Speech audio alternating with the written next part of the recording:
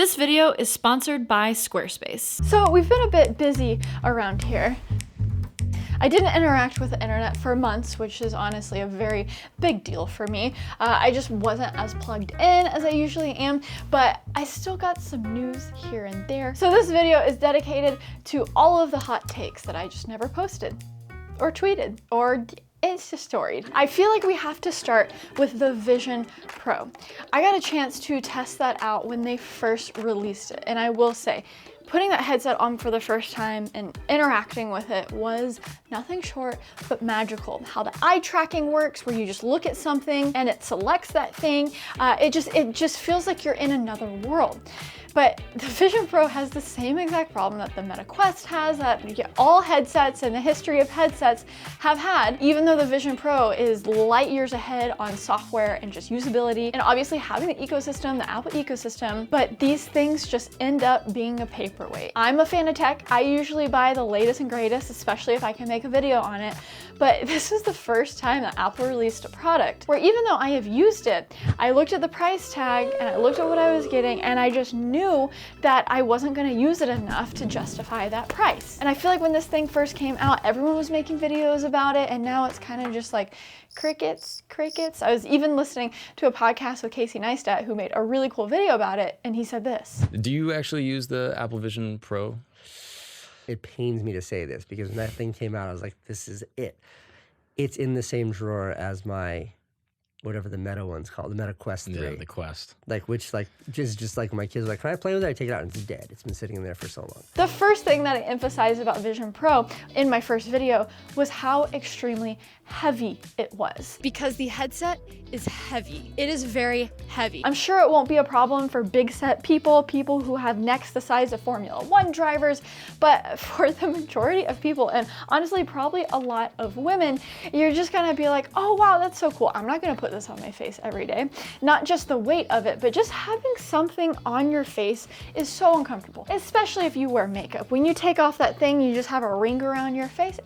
It's just not it. I still can't see people spending like 4 to 6 hours a day in this thing doing productivity, editing videos, FaceTiming people, or watching movies. I'm gonna try to refrain from the lukewarm take that kind of everyone's saying, where it's like, oh, well, as the form factor shrinks, it's gonna be a blah, blah, blah. Like, yes, obviously, but then again, I don't think it's obvious that this is going to be a part of everyone's life. Like this goggled headset thing, no matter how light it is, it's just annoying. I love my Meta Quest. I always bring it to Texas when I go back home for holidays and have my family try it, and it's always a hit, but that's kind of where it stops. I'm sure there's a lot of amazing developers out there working on stuff. I did see one amazing use case of an artist using it for her mural. She had a sketch via the Vision Pro and basically overlaid that sketch with a Vision Pro onto the wall that she was then painting on top of. That is so cool. I'm sure it'll be an amazing tool for a niche set of people, maybe for like training for certain jobs and stuff. But like the average consumer, it's just, I don't know. VR is just not it. And it's been the thing that's been on the cusp for, I feel like, a decade now. Oh, just wait till it gets smaller, just wait until it does this. I'm usually pretty bullish on new tech and stuff, but this is just the one thing that it doesn't seem like it's it, even in like 5 years to come. Now, the Meta Ray-Bans I have been using a lot, and I love that. So anything that fits in glasses, sign me up. I've been capturing so much hands-free video with the Bebe, and it's just, that is just so fun. But yeah, just stamp a big not it in VR. Okay, next. Okay, hot take number 2. Is AI gonna kill us all? No, not yet at least. AI. It has been everywhere. It's all encompassing. You can't run away from it. I feel like it's been taking over conversations online and offline for years now. But unlike VR, AI has actually impacted my everyday life. It actually helps a lot with work. Whether Notion AI is helping me write a script, or maybe it's helping me write an email, or I'm in DaVinci Resolve and it's doing automatic captions or automatic scene detection. I use Magic Mask all of the time. I don't have to sit there and like mask out me as a human and then put text behind me or change the color grading in my background. I can just click a few buttons and boom, it automatically does it. That saves me time. That is useful. AI has a lot of useful applications. However, when we get new apps or new features, when it comes to just generating art, whether it's pictures or now video, people kind of lose their cool because one, it is getting so good so fast, it's kind of shocking. But two, there's this discourse of, hey, what are you training the data on? People can write a cool prompt and then get a cool output that's a video, but that video looks like it was inspired by something, right? Which we're gonna get back to, but just really quick, I wanna watch the short film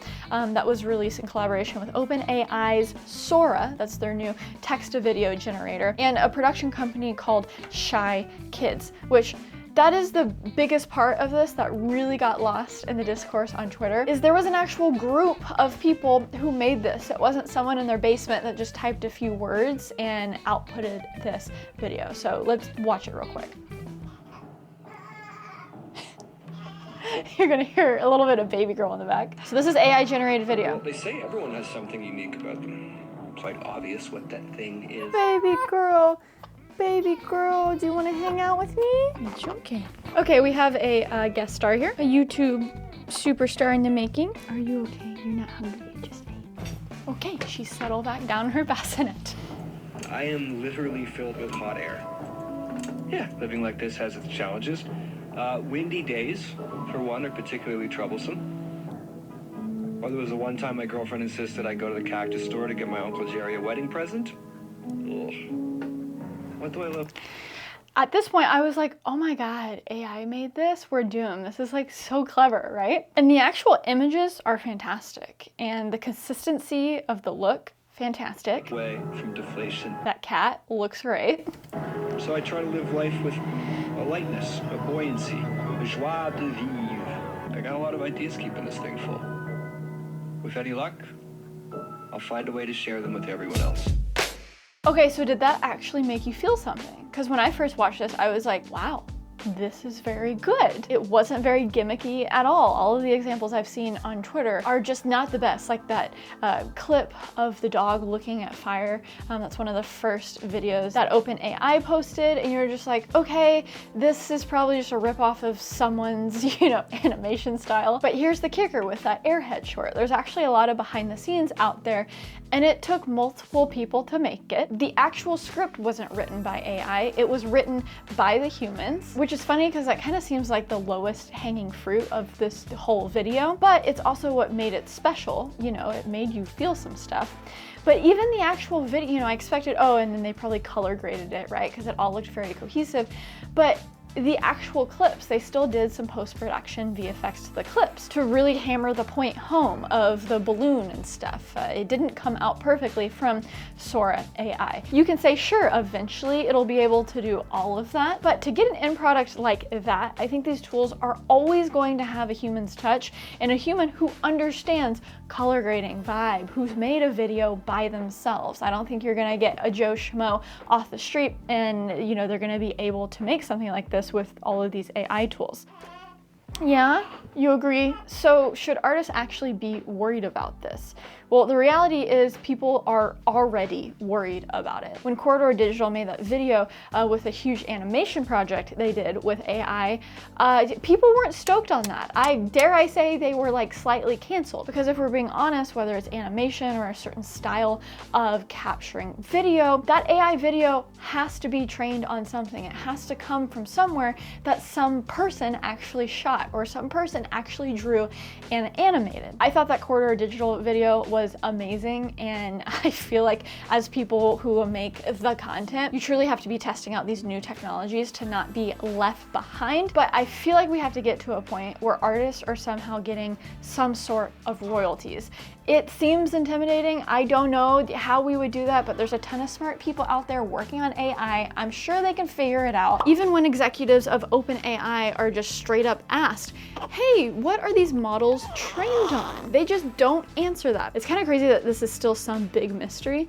But even early on with the image generators, when people were doing artwork, people were putting real artist artwork right next to these AI images, and it was very obvious where it was drawing inspiration. OpenAI CTO Mira Murati was asked what data was used to train Sora, and she didn't give a clear answer. Do you believe that YouTube was used to train Sora? Well, I don't know. I think first you would have to, I guess they were asked, but you'd have to ask them. I have seen reports that it may or may not have been used. If it was being used, would that be against your policy? It would be. We have a clear terms of service. So it kind of seems like right now AI, we're kind of just in the Wild West, you know? Are we in the LimeWire days of everyone downloading illegal music and one day we'll get Spotify, right? But then even Spotify is in the news a lot right now, just talking about how it doesn't pay artists like any money in comparison to what they should be getting. Or should people just be expected to, hey, roll with the punches, times change, technology evolves, right? It's kind of like 10 years ago when people started talking about, oh, autonomous vehicles, you know, telling truckers, learn how to code, losers. Even though I think that example is a little different, we're still not even to that point. It's taking a ton of engineers and a ton of time to essentially recreate with code what truckers do, what drivers do out there on the road every day. And we're still not to that point. It might be, you know, a little different than someone at OpenAI creating whatever that model is and then just continually inputting the internet's content into that model. Obviously, the more of the internet it eats up, the better these models are going to get, and that is your content, your videos, your photos, your illustrations that are out there. I don't know, to me, it's kind of a sticky situation, and I really feel like there should be some guardrails, you know? Okay, train it on Creative Commons work, but if you want to train it on Netflix shows or YouTubers' videos or this photographer's photos, you know, you gotta figure out maybe a way to shell out royalties whenever people are getting AI outputs that resemble that work. But then again, AI artwork, you can't really copyright right now. If you write a children's book and you say, hey, I want to copyright this and sell it, you can't do that at the moment. You have to prove that you made that artwork. So again, like I said, this is the Wild West, and this is probably one of those things that I want to hear what you think about in the comments down below. What do you think about it, Baby Peach? Yeah, Princess Peach? Penelope Cruz? Hey baby girl, have you heard of Squarespace? Yeah, it's an all-in-one platform where you can create a creative portfolio, you can sell physical or digital goods, they have email campaigns and fantastic analytics to keep up and keep track of who's coming to your website. Oh my god, you're so cute right now. She's like, oh mommy, I'm so tired. I'm so tired. But tell me about Squarespace. Okay. You guys know that I've been using Squarespace for my personal creative portfolio forever now, over literally 7 years. I've used it to sell merch, to sell digital products, to show off my portfolio to the world. You can literally do it all. My husband, John, speaking of children's books, is currently selling his first children's book on his beautiful, beautiful Squarespace website. They update their own website so often. It's so beautiful. A lot of times people are using separate services to sell courses or tutorials or digital products. You can now do all of that inside of Squarespace, so you can keep your customer in your little ecosystem and do all of the things from saradietschy.com or yourwebsite.com. It is so extremely powerful when you keep everything in-house, you keep more of the money, and you keep more of the control, which is key. Say you run a yoga studio, you can do scheduling with Squarespace, and you can even invoice clients using Squarespace. The features are literally endless. I am such a big fan. And so is Baby Peach. She's a big fan of Squarespace. You can go to squarespace.com for a free trial, but if you want to get started today, you can go to squarespace.com/Sara Dietschy. That is me, for 10% off your first purchase of a domain or website. Okay, so let's end this video with some rapid fire hot takes here. I don't know if you guys can tell, but her hair kind of looks kind of red when sunlight is hitting it, or light, which would just be crazy. I come from a long line of redheads, but for John to have a redhead daughter would just be crazy. While I was gone, it seemed like all YouTubers were quitting. It was kind of crazy. If I'm being honest, in the beginning of my pregnancy, when I just could not get up from the couch because I was so nauseous, and then that was followed up by a very traumatic birth experience, you know, 6 months into being pregnant, and that's how we got this little nugget. I wasn't posting about it, but I was 100% like, I can't do YouTube anymore. It stresses me out too much. I'm just gonna, you know, take some time off and then maybe go get a normal job. I say that a lot to myself. I even fantasize about it sometimes, like going to work for an Apple or a Google or something like that. It will never happen in my core. I just like have to make videos. I have to do this. But I was right there with these people. Here's the reality. YouTube, having a job in social media seems super fleeting, and everyone tells you that, oh, it's not gonna last forever. You gotta do this or do that. So you're constantly searching for the next step. You're viewing YouTube as a stepping stone instead of the destination. And that is a very dangerous place to be in. Whoa, okay. I've had YouTube as a job now for 8 years, which is actually kind of crazy. I started the YouTube channel in 2011, but for 8 years it's been my job. And I will say for half that time, maybe 4 years of that, I was constantly telling myself, this is just a stepping stone for something bigger. So I was constantly trying to look elsewhere and do these side projects that would be the bigger, fulfilling thing. And the reality is it just never happened, because at the core of it, I like to just make videos and share them with people and get feedback and just keep doing that. So how a lot of YouTubers get burnt out is they keep trying to grasp for these bigger things. And one, it either works, but they become a manager instead of a maker, and they have all these employees and it's not about the videos anymore. Or two, it doesn't really work out and you just kind of feel like a failure because you're like, all I can do is just make videos, right? But here's the thing, just making videos is a lot of work in itself, and it's good in itself. It is enough to just make videos. And so I think that's why a lot of people are burnt out. That's why a lot of people are quitting. And again, when I was pregnant and I thought that I was going to have a normal birth experience and carry this precious little baby to full term, I thought that I was gonna take even more time off and figure out, okay, I need to do something else. But we've been through so much that it was actually very clarifying to me.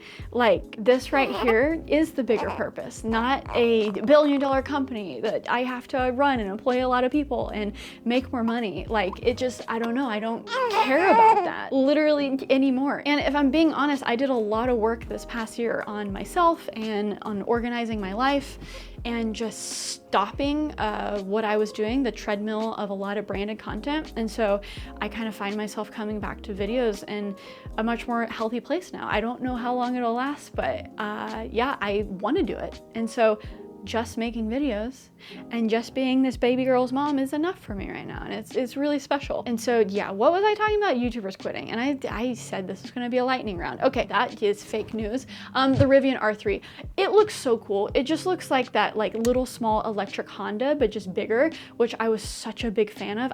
Did that thing even come out? But I'm a big fan of how these new Rivians look, and I still want that Honda to this day. Nikon buying red, LOL, that is hilarious to me. I don't have anything more to say. The DOJ suing Apple. It's funny because what they're suing them for, they've kind of already addressed in a certain way. The whole Apple store taking 30%, I feel like has always been a valid point, right? But Apple already announced that, hey, you are going to have the ability to side load apps. I was right there with John on the Genius Bar when we were talking about, hey, this is a slippery slope, when the EU was basically demanding Apple to change the port to USB-C. Hey, that's something everyone wanted, right? So that's good. Like, we're glad we got USB-C on iPhone, but hey, it's a slippery slope, because do you really want our world's governments that are really not very productive entities dictating how your tech looks and functions? And I mean, okay, I'm not going full libertarian here, but a lot of this lawsuit, it has a little bit of, okay, I get where they're coming from, but a lot of like, really, this is what you're worrying about? There is so much crazy stuff happening in our world right now, and this is what we're talking about. I bullet pointed so many things, and I always think these videos are going to be short, and the joke is on me, because they never are. For the few people who also watch Formula One, I will say Lewis Hamilton going to Ferrari was the one time that I felt so compelled to start tweeting again, but I was like, no, I gotta keep my head clear. I gotta stay offline. Yeah, you know, Carlos Sainz winning a Grand Prix after he got his appendix out. Oh yeah, try giving birth 3 days after getting your appendix out. That's what your girl did. Okay, she is being so cute. She just fell right back to sleep. This is usually how she sleeps. We get a few hours in her bassinet every now and then, and that's when we get the bottles washed and the dishes washed, and you know, we each have a few dedicated hours to work every day, but it has been good. There has been so many snuggles, and it's okay if she can only sleep in our arms, because I'm available for that. And when I have time, I'm gonna hang out with you guys. It's the only two things I'm doing, and I'm enjoying life right now. So thank you for being here. Let me know if you like this video. Hit that subscribe button down below for new videos every single week, and check out that Squarespace link if you want to build a beautiful website with a bunch of beautiful features. Okay guys, everyone, stay peachy. Okay, bye.